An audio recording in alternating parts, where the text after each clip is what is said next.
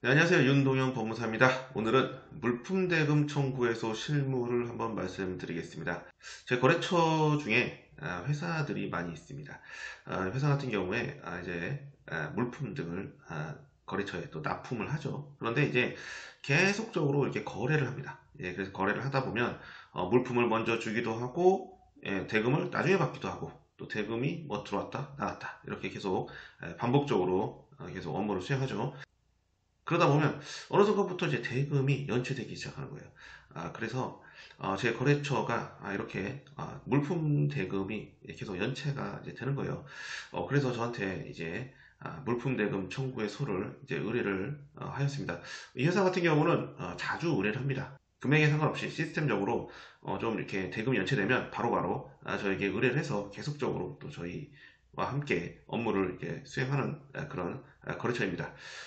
이제 뭐 진행 과정을 좀 말씀을 드리면, 이제 저 같은 경우에 이제 항상, 이 곳과 이제 의뢰를 받으면 필요한 서류에 대해서 안내를 드리고, 뭐 주로 물품 대금 같은 경우에는, 이제 뭐 제가 이 채권자 회사는 제가 잘 아니까, 채권자 회사에 대한 뭐 내용 별로, 필요가 없고, 채무자, 회사에 대한, 그리고 채무자가 뭐 개인이기도 하고, 또 회사이기도 합니다. 그래서 채무자에 대한 내용, 신상, 인적사항, 이런 것들을 요청하고요. 그리고 기본적으로 이제 거래 원장, 그리고 또 세금 계산서, 그리고 있을 경우에는 이제 문자 내역, 이런 것들을 좀 요청을 합니다. 그럼 이런 것들을 저에게 이제 카톡이나 이메일 등으로 이제 보내주시죠. 그럼 저는 이런 것들을 바탕으로 이제 소장을 작성하고 이제 법원에 소장을 제출합니다. 근데 이번 사건 같은 경우는 채무자가 개인 사업자였어요.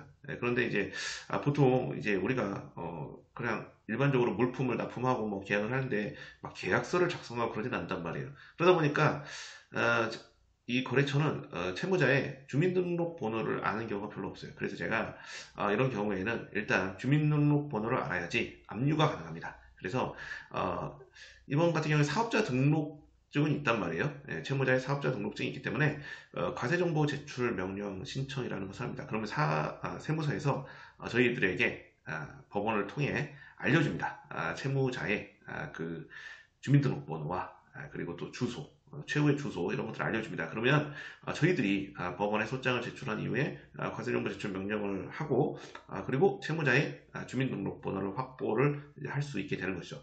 그렇게 되면 법원에서 보정을 내립니다.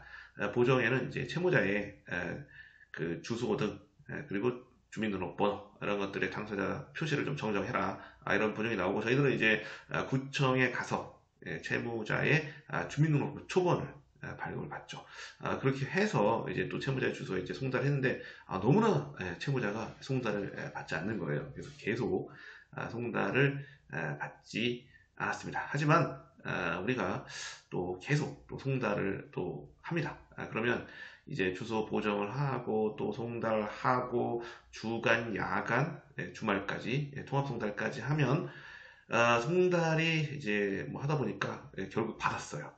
그래서 법원에서는 이제 송달을 받았으니까 이제 변론기를 통지를 할 거 아닙니까? 그런데 또 안 받더라고요.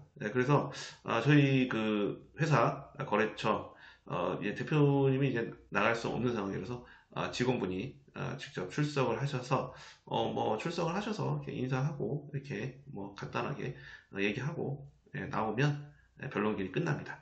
그래서 이제 뭐 한 1, 2주 있다가 승소 판결을 이제 받게 되었죠.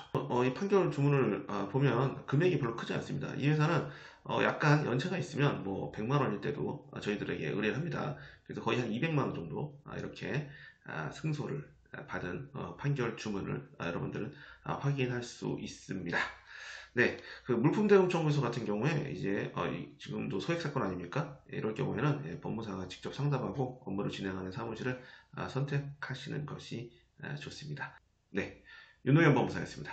감사합니다.